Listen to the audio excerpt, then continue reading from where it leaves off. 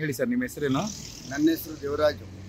ಏನಾಯ್ತು, ಇಲ್ಲಿ ಯಾಕೆ ಬಂದಿದ್ರಿ ಸ್ಟೇಷನ್ ಹತ್ರಕ್ಕೆ? ಸ್ಟೇಷನ್ ನಮ್ಮ ಗಾಡಿನ 25ನೇ ತಾರೀಕು ನಾನು ಪೇಟೆ ಬೀದಿಲಿ ಹೋಗ್ಬೇಕಾದ್ರೆ ಹೊಳಲ್ ಸರ್ಕಲ್ ಕಡೆಗೆ ಯಾರೋ ಒಬ್ಬ ಮಹಿಳೆ ಮಧ್ಯ ರೋಡಲ್ಲಿ ಕೂತಿದ್ಲು.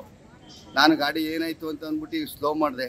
ಅದಕ್ಕೆ ಆ ಯಮ್ಮ ನೀರು ಅಂತ ಬಡ್ಕೊಂಡು ನಿಲ್ಲಿಸ್ಬಿಟ್ಟು ನೀರು ಕೊಡ್ತಾಯಿದ್ದೆ. ಅಷ್ಟೊತ್ತಿಗೆ ಆ ಅಕ್ಕಪಕ್ಕದಲ್ಲಿದ್ದವರು ಆಕ್ಸಿಡೆಂಟ್ ಆಗೈತೆ, ಇವ್ರನ್ನ ಕರ್ಕೊಂಡೋಗಿ ಆಸ್ಪತ್ರೆಗೆ ಹಾಕಪ್ಪ ಅಂತ ಹೇಳಿದರು. ನಾನು ಬೇಡ ಅಂತ ವಾದಿಸಿದೆ.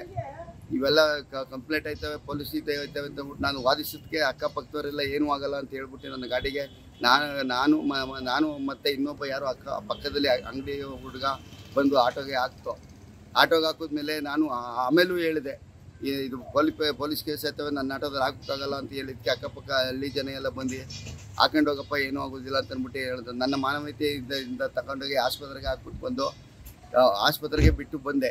ಅವತ್ತೆಲ್ಲ ಸುಮ್ಮನೆ ಇದ್ದರು ಅವ್ರ ಕಡೆಯವರು. ಅವತ್ತು ಸುಮ್ಮನೆ ಇದ್ದು ಬುಧವಾರನೂ ಸುಮ್ಮನೆ ಇದ್ದು ಗುರುವಾರ ಬಂದು ಸ್ಟೇಷನ್ಗೆ ಬಂದು ಟ್ರಾಫಿಕ್ ಸ್ಟೇಷನ್ಗೆ ಬಂದು ಇದೇ ಗಾಡಿ ಗುದ್ದಿದೆ ಎಂದು ಆರೋಪಿಸಿದ್ದಾರೆ. ಗಾಡಿ ತಂದು ಲಾಕ್ ಮಾಡಿದ್ದಾರೆ. ಆಮೇಲೆ ಏನಾಯ್ತು ಹೇಳಿ? ಈಗ 5 ದಿನದಿಂದ ನಿಮಗೆ ಆಟೋ ಇಲ್ಲ. ಗುರುವಾರ ದಿವಸ ತಂದು ನನ್ನ ಗಾಡಿನ KL 1874 ಗಾಡಿಯನ್ನು ತಗೊಬಂದು ಹಾಲಿ 5 ಗುರುವಾರದಿಂದ ತಂದು ಸ್ಟೇಷನ್ನಲ್ಲಿ ಇಟ್ಕೊಂಡು ನನಗೆ ಗಾಡಿನ ಕೊಡ್ತಾ ಇಲ್ಲ. ನನಗೆ ಗಾಡಿನ ಬಿಡಿಸ್ಕೊಡ್ಬೇಕಾಗಿ ವಿನಂತಿ ಕೇಳ್ಕೊಂಡು. ನೀವು SP ಅವರು ಅವ್ರನ್ನ ಸಂಪರ್ಕ ಮಾಡಿಲ್ವಾ? SP ಅವ್ರನ್ನೂ ಹೋಗಿ ಸಂಪರ್ಕ ಮಾಡಿದ್ದು. SP ಅವರು ನಿನ್ನೆ ದಿನ ಹೋಗಿ ಗಾಡಿನ ಬಿಟ್ಕೊಡಿ, ಏನಾರು ಎವಿಡೆನ್ಸ್ ಇದ್ರೆ ಈ ಗಾಡಿನಿ ಅಂತ ಪ್ರೂವ್ ಮಾಡಿ, ಇಲ್ಲ ಅಂತಂದ್ರೆ ಬೇಡ ಅಂತ ಹೇಳಿದ್ರು. ಆದ್ರೂ ಬಂದು ನಾವು ಇಲ್ಲಿ ಕೇಳಿದ್ಕೆ ಈಗ ಮೇಡಮ್ ಅವರು ಇವಾಗ ಅವಾಗ ಅಂತ ಹೇಳ್ತಾ ಇದ್ದಾರೆ ಸರ್. ಈಗ ನಿಮ್ಗೆ ಬೇರೆ ಸಂಪಾದನೆ ಏನಾದ್ರು ಇದೆಯಾ ಆಟೋ ಬಿಟ್ರೆ? ಸರ್, ನನಗೆ ಇದೇ ಚಿಕ್ಕ ಮಕ್ಕಳು. ನಾನು ಶುಗರ್ ಮನ್ಸ, ನಮ್ಮ ಮಿಸಸ್ ಪಿಡ್ಸ್ ಪೇಷಂಟ್. ನಾನು ಇದರಲ್ಲೇ ಕಾಲ ಕಳೀಬೇಕು. ಈಗ ಪುನಃ ಈಗ SP ಗೆ ಏನಾರು ಹೇಳಕ್ ಬಯಸ್ತೀರಾ? ಈಗ ಗಾಡಿಗೆ ಬಿಡ್ಲಿಲ್ಲ ಅಂತಂದ್ರೆ SP ಅವ್ರ ಹತ್ರ ಪುನಃ ಹೋಗ್ತೀವಿ.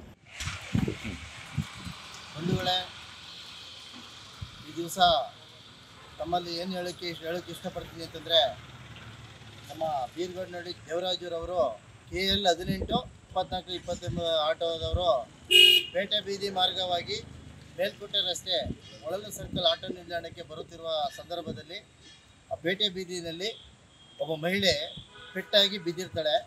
ಆ ಪೆಟ್ಟು ಮಾಡಿದವರು ಯಾರು ಏನು ಅಂತ ಮಾಹಿತಿ ಗೊತ್ತಿರೋದಿಲ್ಲ. ಈ ವ್ಯಕ್ತಿ ಬಂದಂಥ ಸಂದರ್ಭದಲ್ಲಿ ಮಹಿಳೆ ಕುಳಿತಿದ್ದಂಥ ಸಂದರ್ಭದಲ್ಲಿ ಇವನು ಆಟೋನ ನಿಧಾನ ಮಾಡ್ತಾನೆ. ನಿಧಾನ ಮಾಡೋ ಸಂದರ್ಭದಲ್ಲಿ ಅವರು ನೀರು ಬೇಕು ಅಂತ ಏನೋ ಅವರು ಕೂಗುತ್ತಾ ಇದ್ರು. ಆಗ ಇವನು ಇಳಿದು ನೀರನ್ನು ಅವರಿಗೆ ಕುಡಿಸ್ತಾನೆ. ನಂತರ ಪಕ್ಕದಲ್ಲೇ ಇದ್ದಂಥವರು ಅಕ್ಕಪಕ್ಕದವರು ಮಹಿಳೆಗೆ ಪೆಟ್ಟಾಗಿದೆ, ಯಾರೋ ಗುದ್ದು ಹೊಡ್ಕೊಂಡಾಗಿದ್ದಾರೆ, ಇವ್ರನ್ನ ಕರೆದುಕೊಂಡು ಹೋಗಿ ಚಿಕಿತ್ಸೆ ಕೊಡಿಸಪ್ಪ ಅಂತ ಈ ನಮ್ಮ ಆಟೋ ಚಾಲಕನಿಗೆ ಹೇಳ್ತಾರೆ. ಆದರೆ ಇವನು ಭಯ ಭೀತಿಯಿಂದ ನಾನು ಕರೆದುಕೊಂಡವ್ರೆ ನನ್ನ ಮೇಲೆ ಕೇಸ್ ದಾಖಲೆ ಮಾಡ್ತಾರೆ ಅಂತ ಅಲ್ಲಿ ಕೂಡ ಅವ್ರ ಜೊತೆ ಮಾತಾಡ್ತಾನೆ. ಇಂಥ ಕೇಸ್ಗಳಲ್ಲಿ ಯಾರು ಈಗ ಕೇಸ್ ದಾಖಲಿಸಬಾರ್ದು ಅಂತ ಈಗ ಸುಪ್ರೀಂ ಕೋರ್ಟ್ ಕೂಡ ಆದೇಶ ಆಗಿದೆ. ಹಾಗಾಗಿ ಇದನ್ನು ನೀವು ಧೈರ್ಯವಾಗಿ ಕರ್ಕೊಂಡು ಹೋಗಪ್ಪ, ಇವ್ರಿಗೆ ಚಿಕಿತ್ಸೆ ಕೊಡಿಸು ಎಂದು ತಿಳಿಸ್ತಾನೆ. ಆ ಸಂದರ್ಭದಲ್ಲಿ ಇವನ ಈ ಮಹಿಳೆ ಮತ್ತು ಇನ್ನೊಬ್ಬ ಇದ್ದಂಥ ಪಕ್ಕದಲ್ಲಿ ಅಂಗಡಿಯ ಒಬ್ಬ ಫುಟ್ಪಾತ್ನಲ್ಲಿ ಇಟ್ಕೊಂಡಿದ್ದರು. ಇವರು ಸಹಾಯದಿಂದ ಮಹಿಳೆನ ಆಟೋದಲ್ಲಿ ಕುಡಿಸ್ಕೊಂಡು ಹೋಗ್ತಾರೆ. ಅದೇ ಸಂದರ್ಭದಲ್ಲಿ ನಮ್ಮ ಆಟೋ ಡ್ರೈವರು ಒಬ್ಬರು ಬಂದು ಈ ಸಂದರ್ಭದಲ್ಲಿ ಇಂಥ ವಿಚಾರದಲ್ಲಿ ಯಾರು ಏನು ದಾಖಲೆ ಮಾಡಲ್ಲ, ಧೈರ್ಯವಾಗಿ ಕರ್ಕೊಂಡೋಗಿ ಚಿಕಿತ್ಸೆ ಕೊಡಿಸು ಅಂತ ಹೇಳಿದಾಗ ಆ ಎಮ್ಮನ್ನ ಕುಂಡ್ರಿಸ್ಕೊಂಡೋಗಿ ಇವರು ಆಸ್ಪತ್ರೆಗೆ ದಾಖಲಿಸ್ತಾರೆ. ಇವರು ಕರ್ಕೊಂಡೋಗೋ ಸಂದರ್ಭದಲ್ಲೂ ಕೂಡ ಗೌರ್ಮೆಂಟ್ ಆಸ್ಪತ್ರೆಗೆ ಸೇರಿಸ್ಬೇಕು ಅಂದಾಗ ಅವರು ಬೇಡ ಪ್ರೈವೇಟ್ ಆಸ್ಪತ್ರೆಗೆ ಕರೆದುಕೊಂಡು ಹೋಗುವಂತ ಅವರಿಗೆ ಒತ್ತಾಯಿಸಿದಾಗ ಅವ್ರು ಹೇಳಿದ ರೀತಿಯಲ್ಲೇ ಅವನು ಕರೆದುಕೊಂಡೋಗಿ ಒಂದು ಪ್ರೈವೇಟ್ ಆಸ್ಪತ್ರೆಗೆ ದಾಖಲಿಸಿ ಅಲ್ಲಿ ಅವ್ರನ್ನ ಬಿಟ್ಟು ಬರ್ತಾರೆ. ನಂತರ ಇವನ ಆಟೋನ 2 ದಿನಗಳ ನಂತರ ಇವನ್ನ ಪೊಲೀಸ್ ದಾಖಲೆ ಮುಖಾಂತರ ಇವನ ಮೇಲೆ ಕಂಪ್ಲೇಂಟ್ ಮಾಡಿ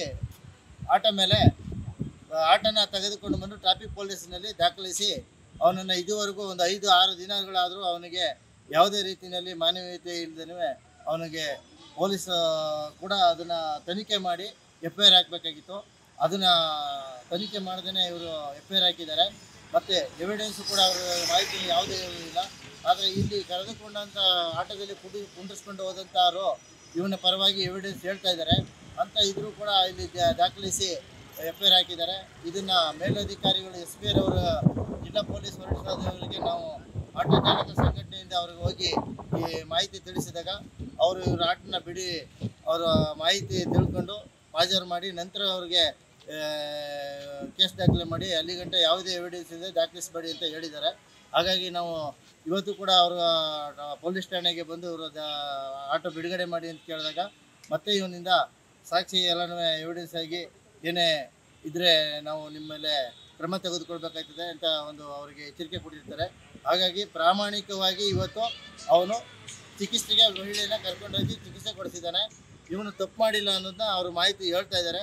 ಹಾಗಾಗಿ ನಾವು ಕೂಡ ಅದನ್ನು ಹೇಳೋದೊಂದೇ, ಪಕ್ಕ ಸಾಕ್ಷಿ ಸಮೇತವಾಗಿ ಅವು ಎವಿಡೆನ್ಸ್ ಪ್ರಕಾರವಾಗಿ ಅವನಿಗೆ ಇವನೇ ಮಾಡೋದಂತ ಪ್ರೂಫ್ ತೋರಿಸಿದ್ರೆ ಇವನ್ನ ಆಮೇಲೆ ಆರೋಪಿ ಸ್ಥಾನ ಮಾಡಲಿ. ಇಲ್ಲ ಅಂದರೆ ಎವಿಡೆನ್ಸ್ ಏನು ಇಲ್ಲ ಅಂತ ಅಂದಮೇಲೆ ಇವನ ಮೇಲೆ ದಾಖಲಿಸಬಾರ್ದು.